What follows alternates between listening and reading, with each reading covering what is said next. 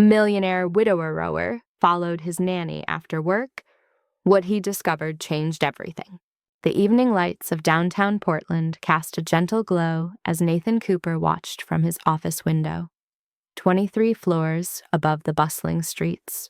At 31, he had achieved everything his father had dreamed of: a successful investment firm, a penthouse apartment, and enough wealth to last several lifetimes. But since his wife Claire had died 18 months ago, leaving him to raise their 5-year-old daughter Emma alone, success felt hollow, like an echo of someone else's life. Nathan's dark hair showed the first traces of gray at the temples, premature aging brought on by grief and the weight of single parenthood. His tailored coat and careful grooming spoke of a man who maintained appearances even when his world had crumbled, who showed up to board meetings and parent-teacher conferences with equal dedication, though neither brought him much joy anymore. The one bright spot in his carefully ordered life was Sophia Martinez, the young woman who had transformed their house from a place of quiet sorrow into something that occasionally resembled a home again.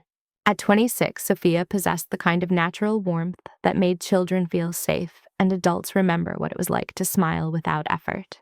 Her shoulder-length blonde hair often bore traces of finger paint or playground sand, and her gentle eyes held depths of kindness that seemed to flow endlessly toward everyone she encountered.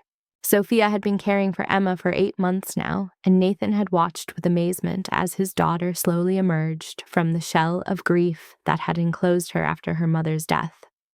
Under Sophia's care, Emma had begun to laugh again, to run through the house with the abandon that only children possess, to ask questions about the world with curiosity rather than fear. But tonight, something was troubling Nathan. Earlier that afternoon, he'd overheard a phone conversation that had left him with more questions than answers. Sophia had been speaking quietly in the kitchen, her voice carrying notes of worry and determination as she assured someone that she would figure something out and make it work somehow. When she'd noticed Nathan approaching, she'd quickly ended the call with promises to talk soon. And Nathan had tried to dismiss his concern, but something about Sophia's manner afterward. The way she'd been unusually quiet during dinner had planted a seed of worry in his mind. As he watched the street below, he made an impulsive decision that would have surprised anyone who knew his typically careful, calculated approach to life.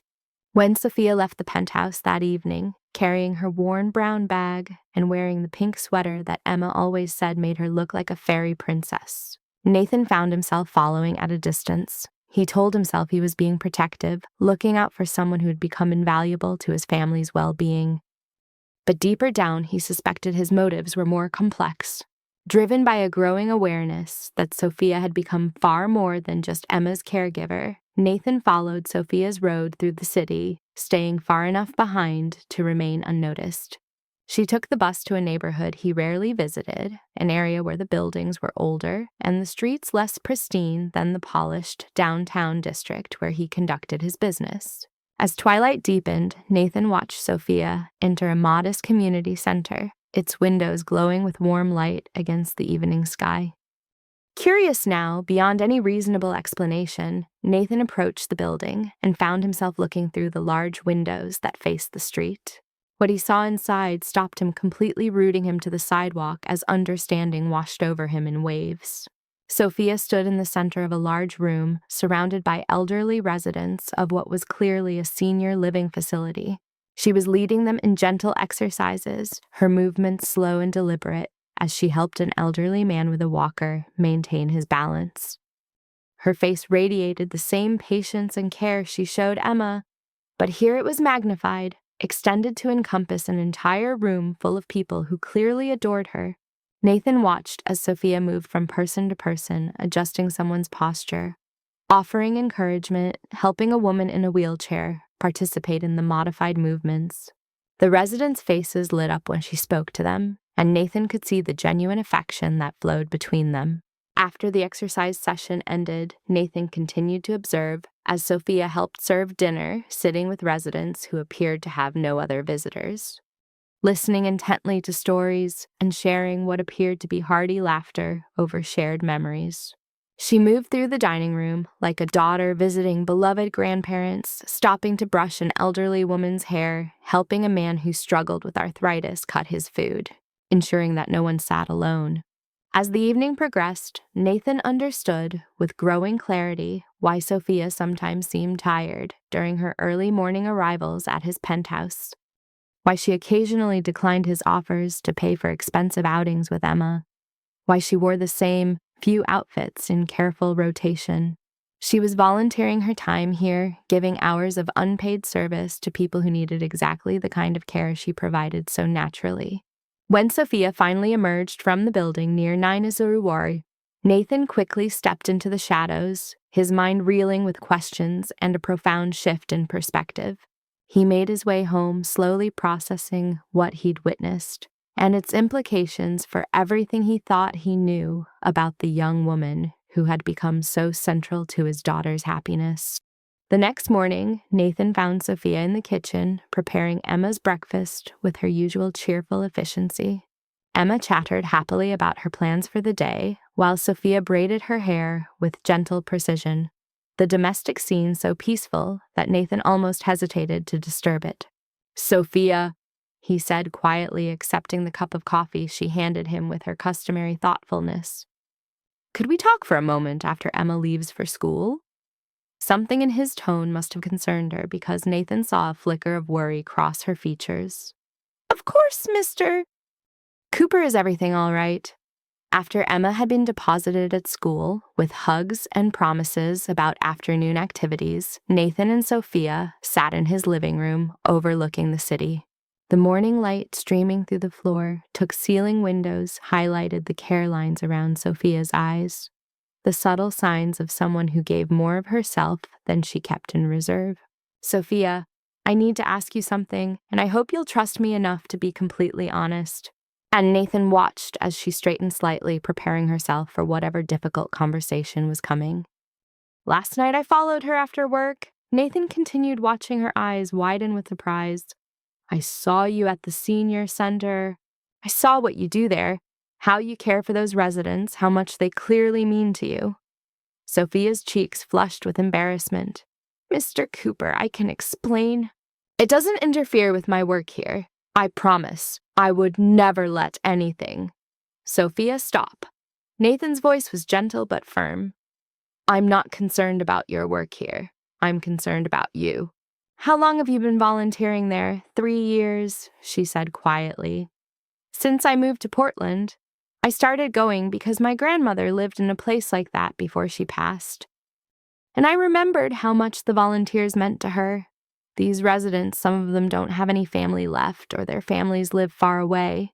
They just need someone to see them, to remember their names, to treat them like they still matter."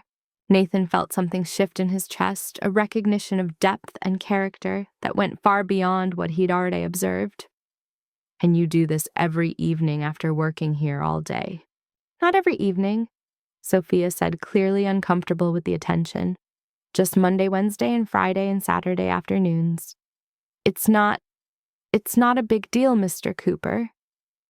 "It's the biggest deal in the world," Nathan said softly. "Sophia, do you realize what you've shown me about kindness, about what it means to live a life of service to others?" Nathan stood and walked to the window, gathering his thoughts. When he turned back to Sophia, his expression held a seriousness that made her sit up straighter. "I want to make you an offer, and I need you to hear me out completely before you respond." He paused, choosing his words carefully. "I've been thinking about establishing a foundation, something focused on elder care and improving the lives of seniors in our community. What I saw last night convinced me that you should be the one to run it." Sophia's eyes widened with confusion. "Mr. Cooper, I don't understand. I'm not qualified to run a foundation. I'm just a nanny." "You're not just anything," Nathan said firmly. "You're someone who sees need and responds to it without expecting recognition or reward. You're someone who gives love freely to a child who isn't yours. And to elderly people who have no claim on your time, that's not just qualification for running a foundation. That's the only qualification that truly matters." Over the following weeks, as Nathan and Sophia worked together to develop the foundation, their relationship evolved in ways neither had expected. Nathan discovered that Sophia's insights into human nature, her ability to see what people truly needed rather than what they claimed to want, were exactly what had been missing from his carefully structured but emotionally sterile life. Sophia, in turn, saw past Nathan's wealth and success to the grieving widower who was doing his best to raise a daughter while honoring his late wife's memory. She watched him struggle with the balance between providing for Emma and being present for her, between protecting his heart and remaining open to the possibility of love. 6 months later, at the grand opening of the Cooper Foundation's first senior center, Nathan stood beside Sophia as they watched Emma distribute flowers to the residents, her young face glowing with the joy of giving. The facility was state-of-the-art, but its heart was the same spirit of care and attention that Sophia had brought to the modest